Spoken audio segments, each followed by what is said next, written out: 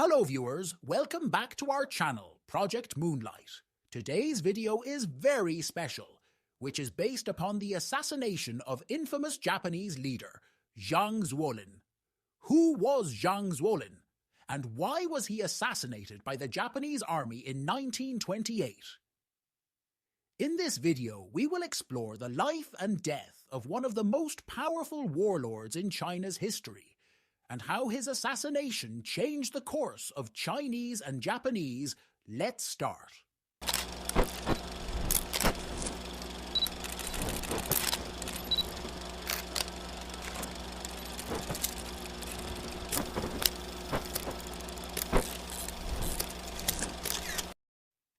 Zhang Zuolin was born in 1875 in Liaoning province in northeastern China. He rose from humble origins to become a bandit leader, a militia commander, and eventually a warlord who ruled over Manchuria, a vast and rich region that bordered Russia, Korea, and Japan. He was also the Generalissimo of the military government of China, which claimed to be the legitimate successor of the Qing dynasty that collapsed in 1911. Zhang Zuolin was known as the Old Marshal, or the King of the Northeast. He had a large and modern army, equipped with German weapons and trained by German advisors. He also had a lavish lifestyle, living in a luxurious palace and having several concubines. He was respected and feared by his rivals and allies alike. However, Zhang Zuolin also faced a formidable enemy: Japan. Japan had been expanding its influence and territory in Asia since the late 19th century. It had annexed Korea in 1910, occupied parts of China during World War I, and established the 21 Demands in 1915, which gave Japan extensive rights and privileges in China. Japan also had a strong interest in Manchuria, which was rich in natural resources and strategic location. If you're interested in such educational content, then you're in right place. Subscribe Project Moonlight to enhance your knowledge with us. Let's go back to the topic, the assassination. On June 4th, 1928, Zhang Zuolin was returning to his base in Mukden, now Shenyang, by train after meeting with other warlords in Beijing. He was planning to support the nationalist government led by Chiang Kai-shek, who had launched the Northern Expedition to unify China under his rule. However, as his train approached the Huangutun station near Shenyang, a powerful bomb exploded under his carriage. The Japanese Kwantung Army wanted to kill Zhang Zuolin because they had a desire to install a pro-Japanese leader in Manchuria and to create chaos and instability in the region. They also hoped that his death would provoke the Japanese army into occupying Manchuria, which was rich in natural resources and strategic location. They acted without the authorization or knowledge of their superiors or the Japanese government.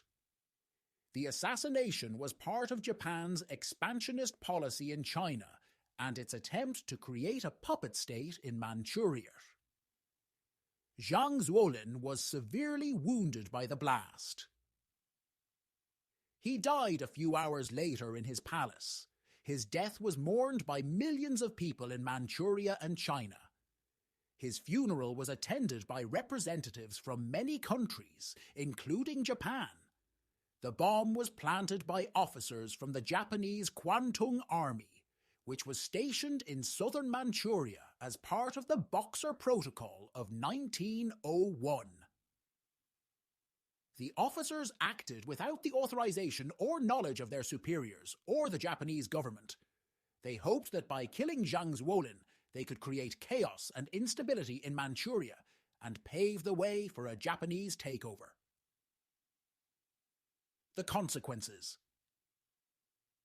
The assassination of Zhang Zuolin had far-reaching consequences for both China and Japan. In Manchuria, Zhang Zuolin was succeeded by his son, Zhang Shuiliang, who was also known as the Young Marshal.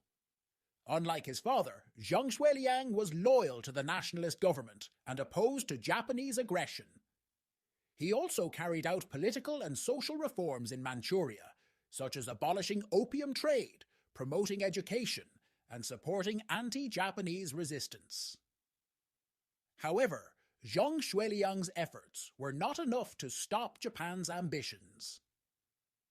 In 1931, the Japanese Kwantung Army staged another incident at Mukden, now Shenyang, where they blew up a section of their own railway and blamed it on Chinese saboteurs. This gave them an excuse to launch a full-scale invasion of Manchuria, which they quickly occupied and turned into a puppet state called Manchukuo. The Mukden incident also marked the beginning of the Second Sino-Japanese War, which lasted from 1937 to 1945. It was a brutal and bloody conflict that claimed millions of lives and involved atrocities such as the Nanjing Massacre and the Unit 731 experiment. This new conquest. The peace-loving Japanese didn't want a war if they could get their land grabs without one. But this time they were in for a rude surprise. This time, instead of protesting or negotiating, the Chinese struck back. And not in the north. The war also merged with World War II, as Japan allied with Nazi Germany and Italy, and China joined the Allies. Conclusion. The assassination of Zhang Zuolin was one of the most significant events in modern Chinese and Japanese history. It triggered a series of political and military changes that shaped the fate of both nations for decades to come. Zhang Zuolin's legacy is still remembered and debated today, as he is seen by some as a hero and by others as a tyrant. Thank you for watching this video. If you enjoyed it, please like, share, and subscribe to our channel. And don't forget to leave a comment below with your thoughts on Zhang Zuolin and his assassination.